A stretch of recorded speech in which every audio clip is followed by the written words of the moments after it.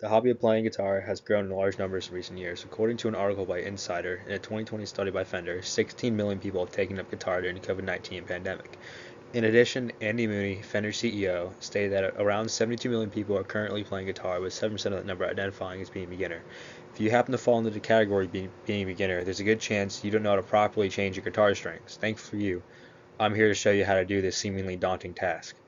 My name is Matthew, and I've played guitar for about 2 years now, and I've given lessons for about 6 months now. I learned how to play guitar and change my guitar strings from my dad, who's played for the last 30 years. I've changed my strings about 10 times, and it gets easier after every time. In order to change the strings, all you need to do is collect the necessary tools and follow my guide all the way through. To prepare it, you'll need a few things. First, you'll need diagonal cutting pliers, and you'll also need needle nose pliers and a Phillips head screwdriver. In addition, you're going to need a pack of strings and a guitar, of course. I'm using the Super Slinky Ernie Ball strings, but the strings that you choose are up to you. It mostly depends on what style of music you like to play. Now we begin the process of removing the old strings. According to an article by Sweetwater, the first thing you want to do when removing the old strings is to detune each string using the tuning keys. If you're a right-handed guitarist, you want to turn the tuning keys clockwise, and if you're a left-handed guitarist, you turn it counterclockwise. Next thing to do is put your hand on the fretboard with your other hand free, using the pliers to cut through the strings. The reason we loosen the strings is to prevent the possibility of the strings from popping up and hitting you in a freak accident.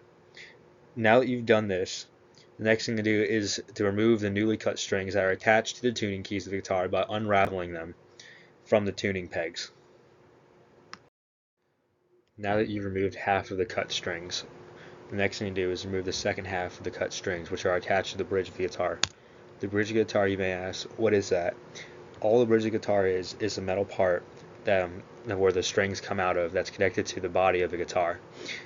In order to remove these strings that are attached to the bridge of the guitar, the first thing you want to do is flip it over and unscrew the back plate, which is shown in the diagram here. Put the screws and the back plate off to the side in a place where you will not lose them, because you will need them for later.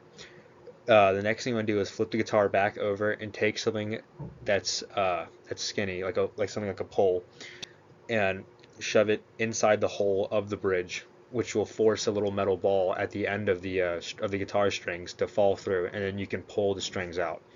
Your guitar should have no strings left in it by the end of this. Up to this point, you've successfully removed the old strings and are ready to start installing your new strings. The first thing you want to do is take your new strings out from their package, in which they will be wrapped individually with each string in its own package, with the gauge of the string labeled on it. The gauge of the string tells you the diameter of the string itself. With the higher the gauge, the thicker the string. You want to order your strings from thickest being on top of the fretboard to thinnest being at the bottom of the fretboard. You want to flip your guitar back over and insert the thickest string through the hole of the guitar that corresponds to the top of the fretboard. And you want to do this for each string and work your way down until you get to the thinnest one. Next thing you want to do is take your string and pull it all the way across to the tuning peg shown in the picture below. And through this, with vintage tuning pegs, which is the example I have here, which is a very common type of tuning peg, you stick the string straight down the middle of the tuning peg, there's a hole there, and then you start turning away from you and keeping tension on it. Eventually the tension will build up and will create enough tension to pull the string and hold it on its own. You want to do this for each of the 6 strings entirely until your guitar looks like my guitar in the middle. Once you've done this, you can flip your guitar back over, grab your screws that you left in a little tray or a little box along with your backplate, and you can screw your backplate back on. Up to this point, you should have gotten all your strings attached to tuning pegs, tightened them, flip your guitar back over, and then sealed your backplate back on. You are officially done with installing your new strings. To summarize what we have done, we have gathered our tools, cut out our old strings, removed the old strings from the peg and from the bridge of the guitar, installed our new strings, them into the pegs and into the bridge, and seal back up our backplate. Now you may ask, what's there to do next? The only thing to do now is get the plan.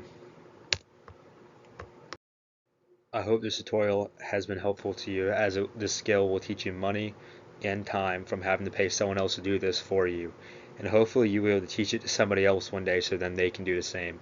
The references are listed below if you would like to look at them.